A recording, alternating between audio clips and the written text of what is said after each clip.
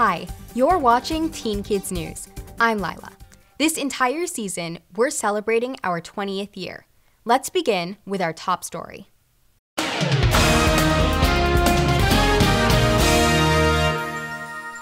If you're an aspiring artist, there's an organization you should know about.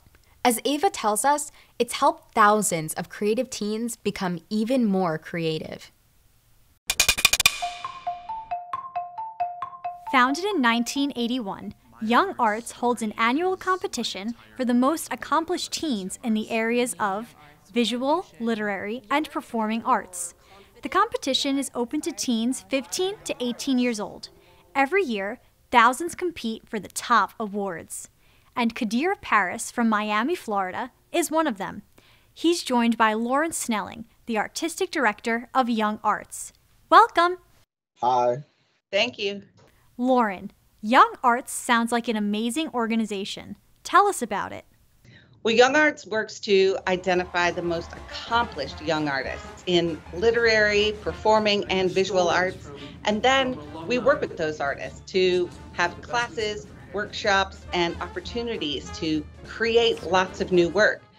Kadir, congratulations are in order.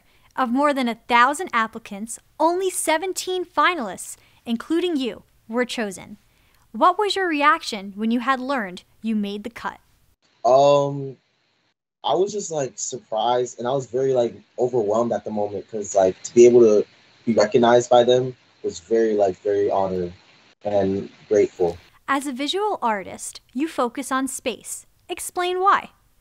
So throughout my creative process, I always wanted to dive into these abstract spaces and the breaking of spaces because I wanted to portray more of a safe space for people like me, or people of color in the world, to be able to express themselves, to be able to get away from prejudiced ideas that the world has towards people like me. And you use many different art forms. Besides working with paint, you also work with photographs as well as with chemical dyes. And this picture is a combination of all three. It started as a photo of you sitting on a crate. You used a chemical mixture to add the blue tones. Then you painted over everything else. And your creativity also includes sewing. Tell us about the hat you're wearing. Yeah, so I've just now recently started making jats. Wait. How did you come up with the name Jats? I was cutting up my jeans and I didn't want to just throw away the rest of the fabric. So I was like, I need to make something that goes with this. So I came up with this hat at first. This is the first prototype. Now we make more with the sewing machine that are more clean and cut. And I just think this is something more of a branching of myself, as I like to just work in different medias and disciplinaries. Hats made from jeans. Jats. Makes sense. But back to the competition. Lauren, what do finalists win? Well, winners at the finalist level are invited to participate in National Young Arts Week, a 7-day program of classes, workshops, and presentations.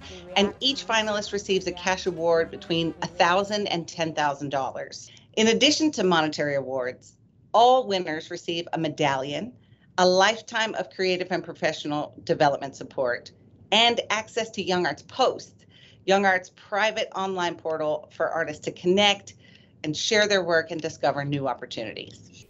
Kadir, how have you benefited from participating in Young Arts?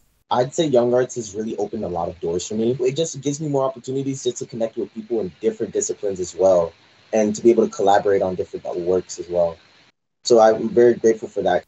Lauren, for teens who believe they have promising artistic abilities, what do they need to know about applying to Young Arts? Well, the application to the Young Arts National Competition is open annually from June to October, and any young artist out there who's seeking community and support should absolutely consider applying. Just check out the requirements on youngarts.org, our website. There's an application fee of $35, which can easily be waived. Great. Thank you both. Thank you again. Thank you. As I mentioned earlier, the Young Arts Competition is open to artists in many fields: dance, classical dance, design arts, film, jazz, photography, theater, visual arts, voice, writing. Some very successful artists are Young Arts alumni. For example, actors Timothy Chalamet and Viola Davis, and singer Nicki Minaj, as well as poet Amanda Gorman, and tons of others who now have a professional career in arts, ranging from writing to dancing. For Teen Kids News, I'm Ava. We've got lots more coming up on Teen Kids News, so keep watching. We'll be right back.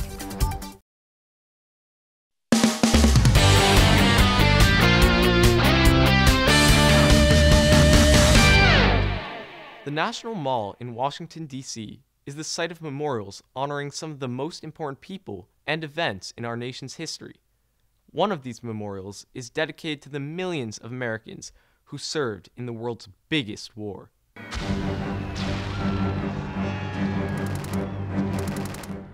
World War II began in 1939 when Germany invaded Poland. But the United States didn't get involved until 2 years later, when Japan sneak attacked our Navy at Pearl Harbor. It took 4 long years before the Allies finally won.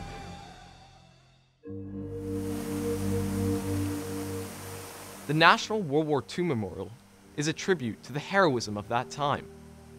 It's located right at the heart of the National Mall, between the Washington Monument and the Lincoln Memorial. The World War II Memorial has many parts. At the center, there's a pool with a huge fountain. The architects wanted this to be a joyful symbol of the Allies' victory. Around the pool are 56 pillars. They represent each of the US states and territories that contributed towards the war effort. The giant arches represent the 2 main places the war was fought, known as the Atlantic Theater and the Pacific Theater. Then, there's the Freedom Wall of 4,000 stars. Each one of those gold stars represents 100 Americans killed in World War II. As President Ronald Reagan famously said, "Freedom must be fought for." The inspiring World War II Memorial pays much-deserved tribute to those who did that fighting. I'm Sebastian for Teen Kids News.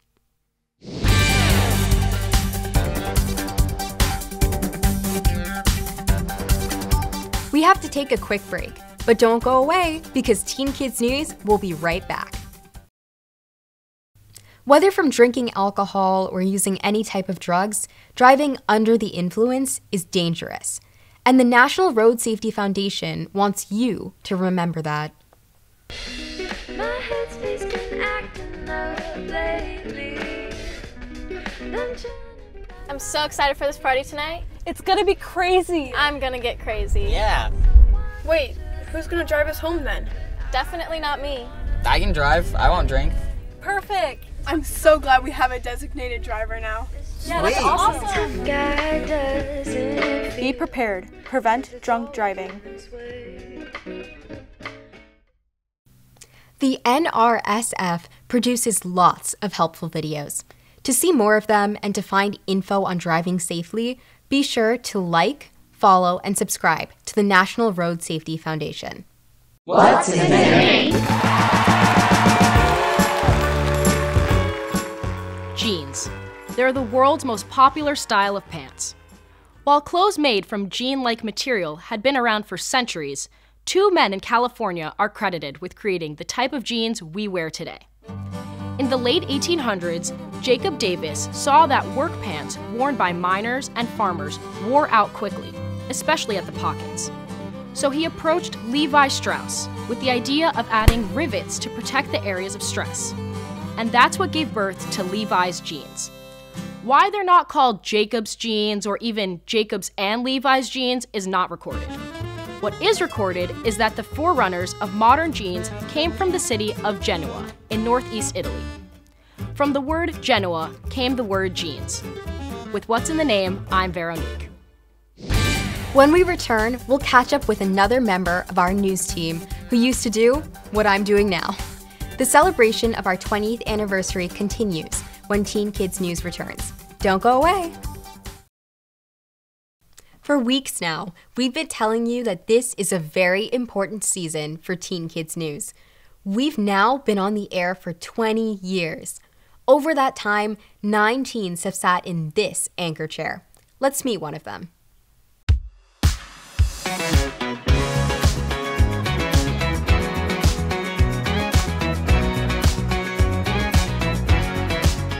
At least 25%, 1 in 4 species of mammal are at risk of extinction. The biggest threat is that the animals are losing places to live because of the actions of one particular kind of mammal, humans. Hi, I'm Jessica. I was the second female anchor for Teen Kids News. I started when I was 16 years old, and I had a great time. Being on Teen Kids News was so much fun. The cast and the crew were and are a bunch of people that are highly committed to using television for good purposes for young people, teens and kids. And it was a blast to be around those kinds of people and trying to do something good for other people who are my age. My favorite memory as an anchor was after all the other reporters would go away for the day, Wanza and I would record our anchor stories. And I remember for hours we would just try to keep each other entertained by like cracking jokes or talking about biology, which we really liked at the time. So that was super fun. Another favorite memory as a reporter was doing the story on the Intrepid.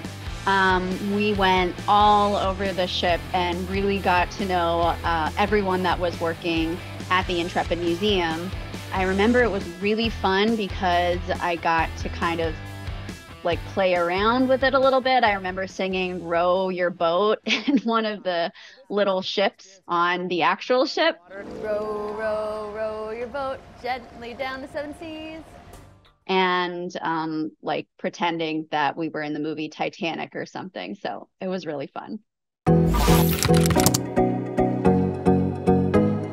Actually, Teen Kids News was very formative for my future career path. I currently work in education and communications consulting. So I design courses, I work with students, and I also take on film projects like documentary films and educational films. So Teen Kids News definitely showed me that there are opportunities to combine two interests that might not seem like they necessarily go together. Teen Kids News is incredibly important because media is an incredibly powerful tool. I learned so much from Teen Kids News. I learned a lot about journalism, about how this is done, how creating a news story is done. But mostly I learned a lot about responsibility. When you're filming a TV show, as an anchor in particular, you have a lot of responsibility to finish things on time, do well, respect everyone's time. So I think that was the most humbling and important lesson.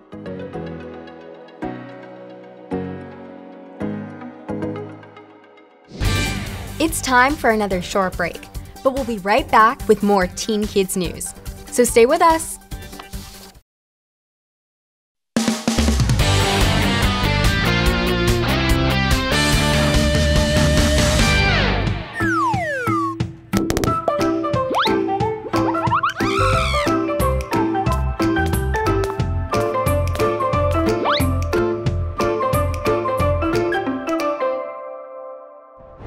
One of the world's most famous paintings may have been created simply to win an argument. Back in the 18th century, two artists were major rivals. One of them was Thomas Gainsborough, the other was Sir Joshua Reynolds. Sir Joshua insisted that the main colors in a portrait needed to be warm colors, like red, yellow, or a yellowish white.